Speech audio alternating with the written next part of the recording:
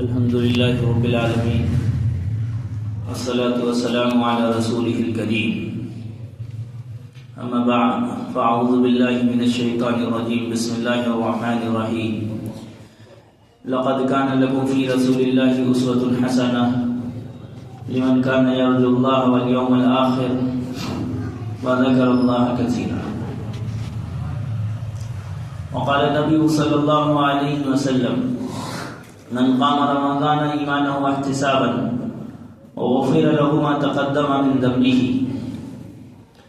اللہ تبارک و تعالی اپنے محبوب بندوں کو ہی رمضان جیسی عظیم نعمت سے نوازتا ہے اور رمضان کی عبادت اور رمضان کے حق کو ادا کرنے سے نوازتا ہے. اللہ ان محبوب بندوں میں ہمارا شمار فرمائے. دوسری بات، رمضان کے روزوں کے متعلق تو انشاءاللہ آگے تفصیل بیان کی جائے گی. اصل ہے رمضان کی تراویح کی شروعات. رمضان کی تراویح کے سلسلے میں جو علماء نے لکھا ہے وہ سنت مؤکدہ علی الکفایہ اس کو بیان کیا گیا ہے.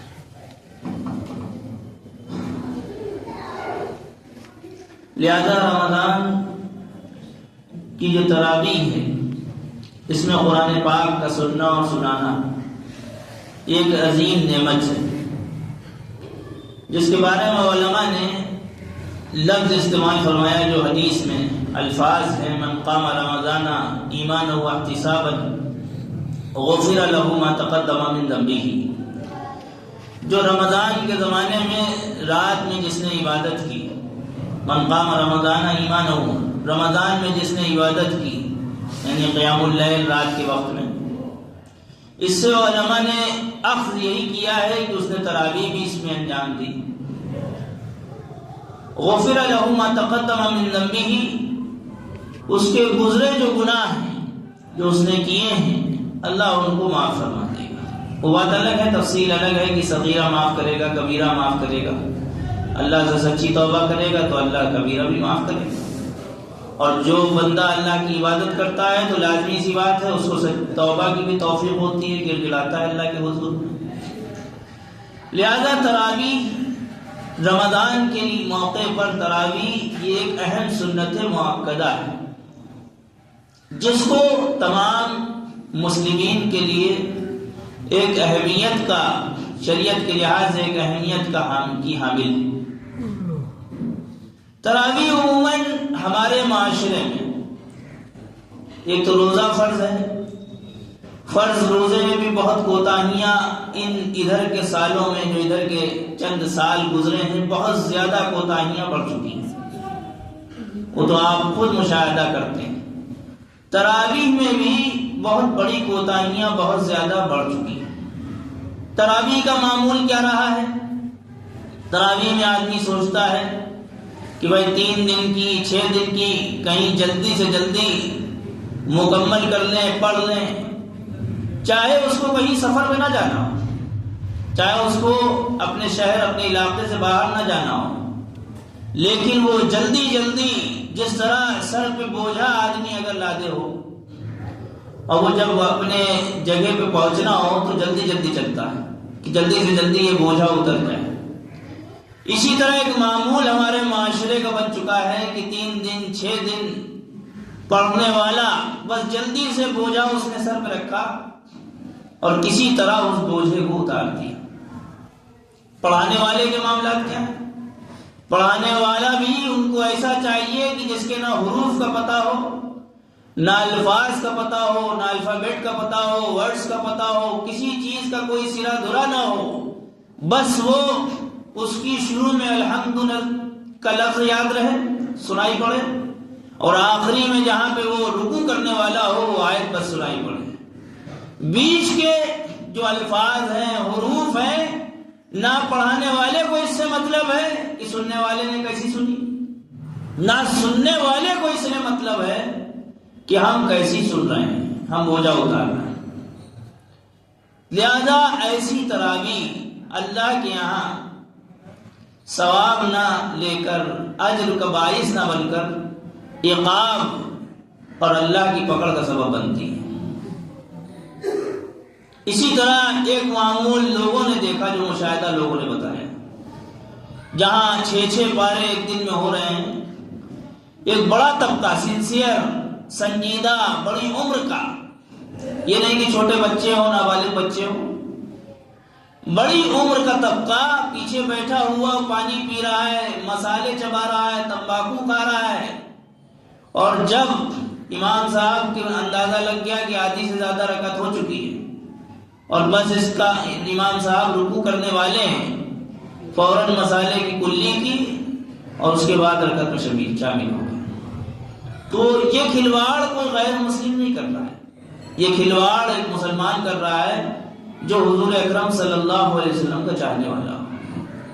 آپ کے قرآن کی بے حرمتی، ہم سب کے قرآن کی بے حرمتی اگر کوئی کافر و مشرک کرتا ہے تو کتنی تکلیف ہوتی ہے، اور جی تو بہت کچھ چاہتا ہے کہ کیا کیا کر گزرے۔ تو جس طرح قرآن کی بے حرمتی ایک کافر و مشرک سویڈن کے علاقوں میں، دوسرے علاقوں میں جہاں جہاں لوگوں نے کی، لعنت ہے ان پر، اللہ ان کو توبہ کی توفیق دے، اور نہیں تو ان کی سخت پکڑ فرمائے۔ لہذا ایک قرآن کی بے حرمتی کافر و مشرک جس طرح کر رہا ہے، اسی طرح کسی درجے میں یہ 6 دن اور 3 دن اور یہ پیچھے بیٹھ کے تراویح کے موقع پہ مسالہ کھانے والا، تمباکو کھانے والا اور بس رکوع میں شریک ہونے والا، یہ بھی کسی نہ کسی اعتبار سے، چاہے اس کافر و مشرک کے زمرے میں نہ ہو، لیکن گناہگاری کے زمرے میں ضرور ہے۔ اور آگے کا مسئلہ دیکھیں، یہ شخص جو 6 دن اور 7 دن میں انجام دے رہا ہے، ایسا نہیں ہے کہ یہ کہیں فورن نکل گیا ہو، کانپور سے باہر اور دوسرے شہروں میں نکل گیا ہو، یہ دوسرے تیسرے دن میں سورہ تراویح بھی چھوڑ کر، یا آپ کو چاہے کہ ہوٹلوں پہ اور تمام نہاری کلچیوں اور تمام جو بھی لوگوں نے اس کو کمانے کا مہینہ سمجھ رکھا ہے، عام دن میں جو لوگ اتنا مال نہیں کماتے ہیں، اس سے زیادہ تول چول کہہ سکتے ہیں، تگنا چوگنا اس میں مال کمانے کی کوشش کرتے ہیں۔ انہوں نے اس کو عبادت کا مہینہ نہیں، کھلانے اور کھانے کا مہینہ سمجھ رکھا ہے، اور ایسا سمجھ رکھا ہے کہ اتنا ٹھوس کے آدمی کھاتا ہے کہ صبح کے موقع پر اکثر تو روزہ نہیں رکھتے، ڈکارے اور الٹی کر کر مارتا ہے۔ اتنا زیادہ حالات اتنے خراب کہ وہ اس کو کمانے اور کھلانے اور کھانے کا مہینہ سمجھ رہا ہے۔ عام دنوں میں جتنا نہیں کھاتا ہوگا، اس نے اس مہینے میں اتنا بھرپیٹ بری طرح سے ایسی غذائیں کھاتا ہے جو اس کی دنیاوی نقصان کی بھی ذریعہ ہے۔ لہذا اس کا وقت جو تراویح 2-3 دن یہاں پڑھ کے جا رہا ہے، 6 دن پڑھ کے جا رہا ہے، وہ پھر اگلے دن سے دوسرے گویا میلے ٹھیلوں میں اور چائے کے ہوٹلوں میں نظر آ رہا ہے۔ گویا بوجھا تھا ایک سر پہ، ڈلیا رکھی تھی، ایک بڑا بکسہ رکھا تھا، جلدی سے گئے اور اتار کے رکھ دیا کہ بس ہمارا بوجھا اتر جائے۔ تو اس طرح کی تراویح اللہ کے ہاں پکڑ کا سبب ہے۔ اس لیے ایسے حافظ کے پیچھے پڑے، ایسی جگہ پڑے جہاں پہ آپ کو کم سے کم حروف تو سمجھ میں آئے۔ افضل تو یہی ہے کہ اللہ توفیق دے علم کی، تو آپ معنی سمجھ سکیں، نہیں سمجھ سکتے ادنا درجے میں تو کم سے کم حروف و الفاظ تو سمجھ سکیں، کھلواڑ نہ کر سکتے اسے۔ دوسرا مسئلہ تراویح سنانے والوں کا۔ تراویح سنانے والے ایک بڑا طبقہ ہمارے علاقوں میں پورے سال جو داڑھی شریعت میں واجب ہے اس کو کاٹتا رہتا ہے، پورے سال شریعت کے خلاف لباس پہنتا ہے، پورے سال نہ اس کی فجر کا پتہ ہے، نہ عشاء کا پتہ ہے، نہ کسی نماز کا پتہ ہے، اس کے اخلاق و کردار کا پتہ ہے، تمام موبائل کے گندے سسٹم میں مبتلا ہے، سب طرح سے جو گناہ اس کے ظاہر ہیں وہ بھی دکھ رہے ہیں، شریعت کے خلاف مستقل عمل کر رہا ہے، اور اس سے تعلقات کی بنیاد پہ مسجد کی چھتوں پر، مسجد کے دوسرے فلور پر، یا اپنے اپارٹمنٹ میں، اپنے فلیٹ میں تراویح پڑھوائی جا رہی ہے، ایک مکروہ عمل کروایا جانا ہے، ایک مکروہ عمل۔ کیوں؟ داڑھی کاٹنے والا شریعت میں گناہ کرنے والا ہے، اور ایک حافظ جو شریعت کا اور زیادہ گویا کہ پاسبان جس کو اللہ نے بنایا ہے، وہ اگر ایسا کرے تو اس کے لحاظ سے وہ خود بھی گنہگار تو ہو ہی رہا ہے، نماز پڑھا کے تراویح پڑھا کے لوگوں کو گویا اس میں مبتلا کروا رہا ہے۔ اس لیے یہ چیزیں سب سے اہم۔ رہی بات تراویح کی، تراویح کے سلسلے میں جو پورے سال جیسے شیطان رمضان میں بند ہو جاتے ہیں، لیکن رمضان میں انسان نما شیطان کھل جاتے ہیں۔ آپ دیکھیں گے مسجدوں میں جو پورے سال جن کا معمول نہیں رہتا مسجد میں آنے جانے کا، وہ ان کی حکومتیں مسجدوں میں رمضان میں شروع ہو جاتی ہیں۔ آپ دیکھیں گے کہ تراویح کے سلسلے میں لوگ جو پورے سال خود نمازوں میں نہیں آتے ہیں، وہ 8 اور 20 رکعت کی تراویح کے سلسلے میں لڑتے جھگڑتے اور بحث کرتے نظر آئیں گے کہ 8 ہونی چاہیے، ارے 20 ہونی چاہیے، وہ کہہ رہے ہیں 8 ہونی چاہیے۔ اسی میں بحث و مباحثہ پھنسا ہوا ہے۔ پڑھنے سے اس کو کوئی لینا دینا نہیں ہے، جماعت کی نماز سے اس کو کوئی لینا دینا نہیں ہے، جماعت سے پوری مکمل پورے مہینے جو اس کے اوپر تراویح سنت ہے، سنت مؤکدہ ہے، اس سے بھی اس کو کوئی لینا دینا۔ حالانکہ اس زمانے میں کیا چند سالوں سے ہمارے علاقوں میں بھی لوگ اس فطرہ کو انجام دینا شروع کر دیا۔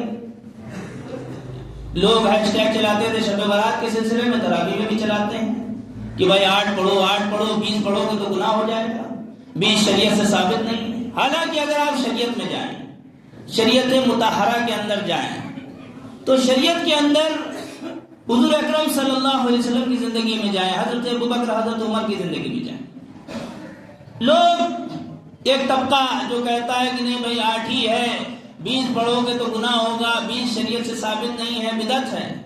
ایک تو وہ انجان نادان ہے، دوسرا جہالت پہ ہے، حدیث سے اس کو واقفیت نہیں۔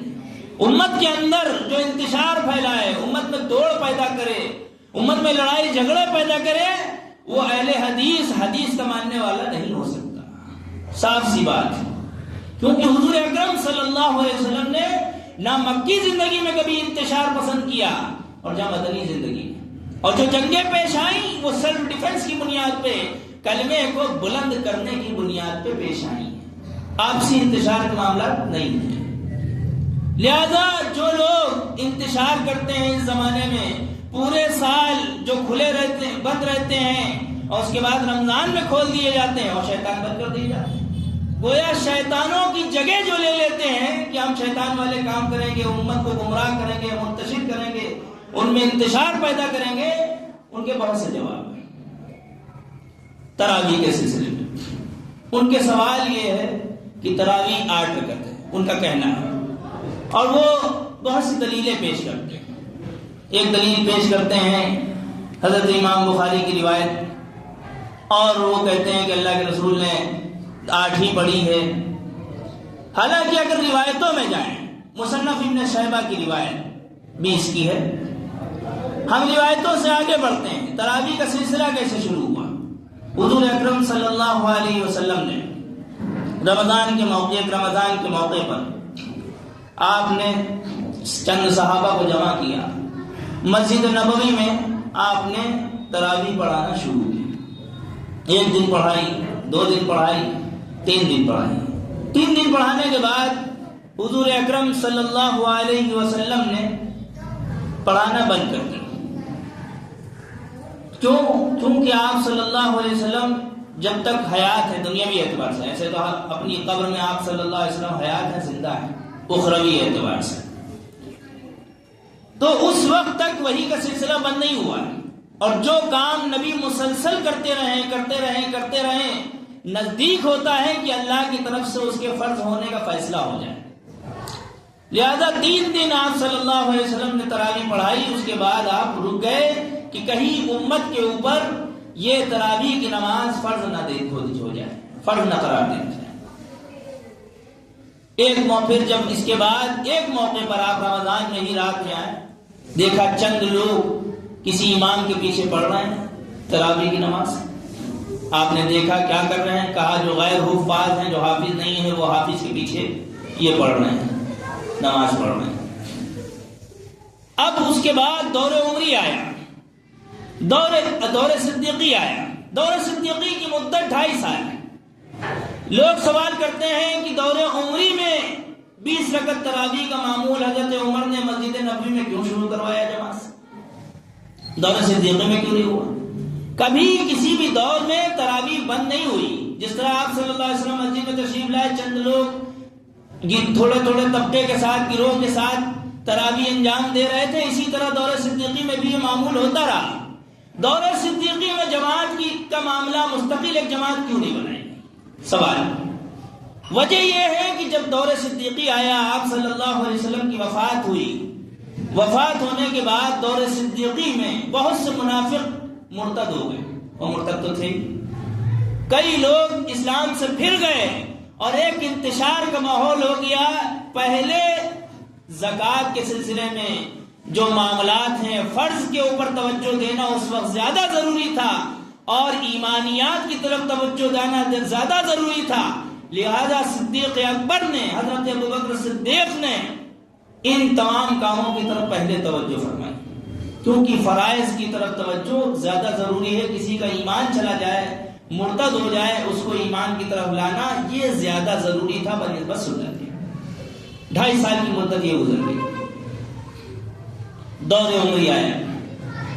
دور عمری میں حضرت عمر رضی اللہ عنہ نے حضرت ابی بن کعب، سب سے بہترین قاری جو صحابہ میں گزرے، قرہ حضرات میں سب سے بہترین قاری جن کے بارے میں اللہ کے رسول صلی اللہ علیہ وسلم نے فرمایا کہ قرآن پڑھنا ہے تو ابی بن کعب سے پڑھو، بہترین قاری۔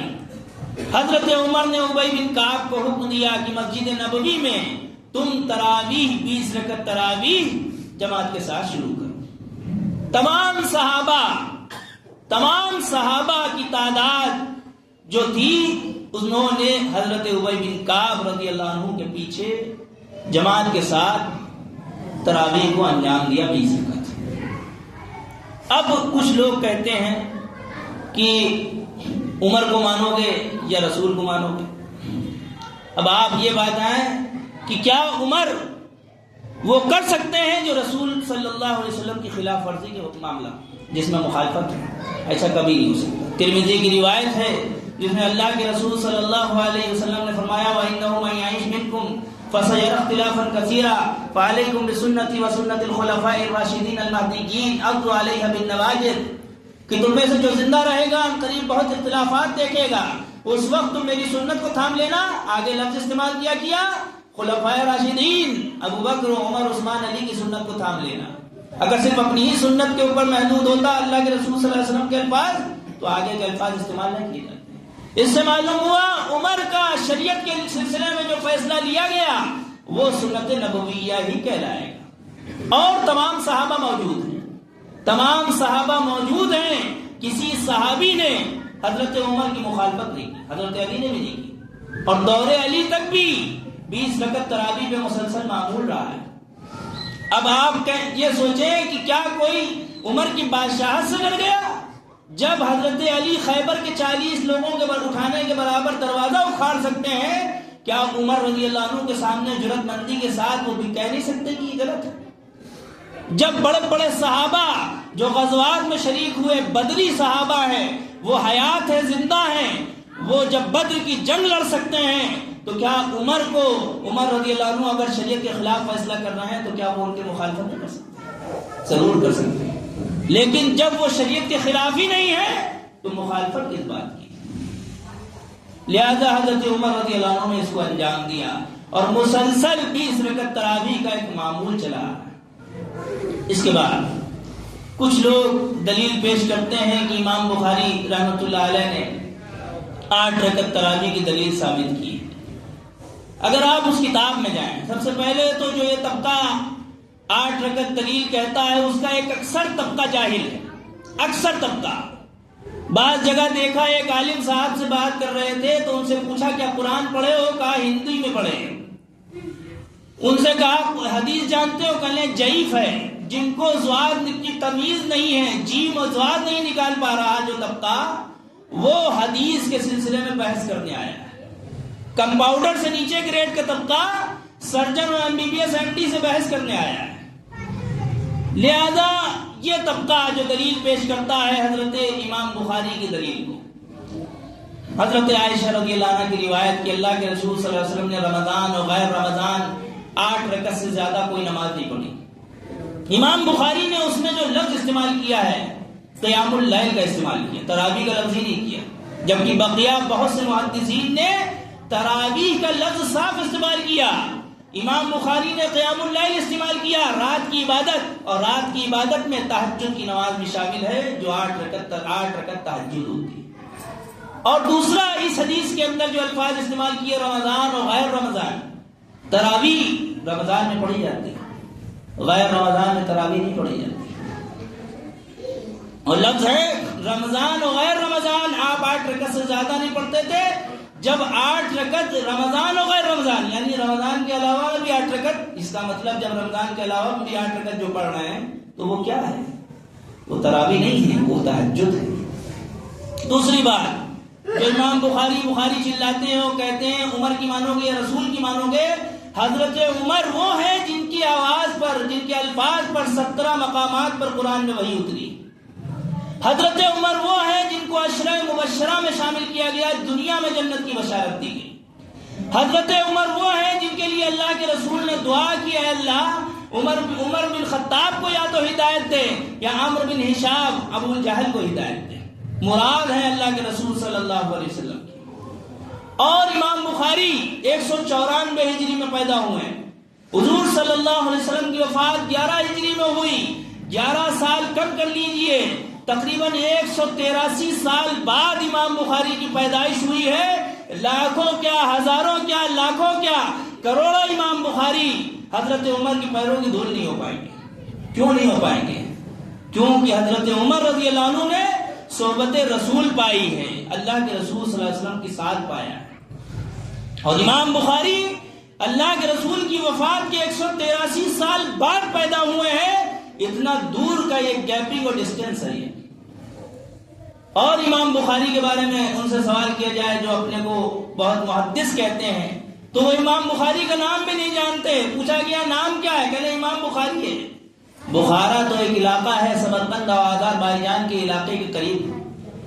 کانپور کا رہنے والا ہے، کانپوری کہلائے گا. لکھنؤ کا ہے، لکھنوی کہلائے گا. سہارنپوری کہلائے گا. جو جس علاقے کا ہے اس کا نام نہیں ہو جائے گا.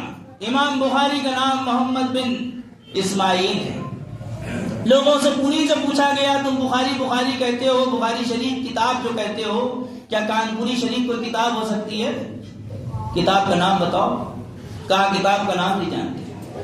الجامع المسند الصحیح المختصر من امور رسول اللہ و سننہ و ایامہ. جب تم کتاب کا یہ نام نہیں جانتے تو تم اندر کی کتاب کے جو احکامات ہیں، اس کی تفصیل ہے، اس کی باریکیاں ہیں، تم کیا جانو گے؟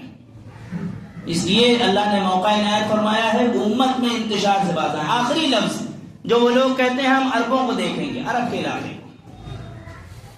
علاقے کو اگر دیکھو گے تو تم جدہ کے شراب خانوں کو بھی قائم کرو، اس کو بھی مانو. تم عرب کے علاقوں کو دیکھو گے تو ہیلوئن کے جو ناٹک بازیاں عرب کے علاقوں میں ہو رہی ہیں اس کو بھی قائم کرو. تم عرب کے علاقوں کو دیکھو گے تو تمام WWF WWE رائل رمبل جو ریاض کے اندر ہو رہی ہے تم اس کو بھی قائم کرو.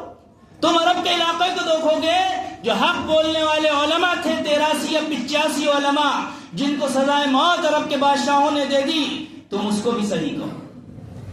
شریعت ان بادشاہوں سے نہیں چلے گی، شریعت علماء کے علم سے، اللہ کے رسول کے طریقوں اور صحابہ کے طریقوں، تابعین اور اولیاء کے طریقوں سے چلے گی. شریعت ان کی حکومت ان کے گھر کی خدمت گزار نہیں ہے، ان کے چوکھٹ کی نوکر نہیں ہے.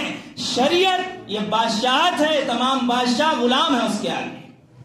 اللہ تعالی ہم سب کو عمل کی توفیق دے اور تراویح کی صحیح طور سے انجام دینے اور تراویح کے سلسلے میں صحیح حکموں پہ عمل کرنے کی توفیق عطا فرمائے. وآخر دعوانا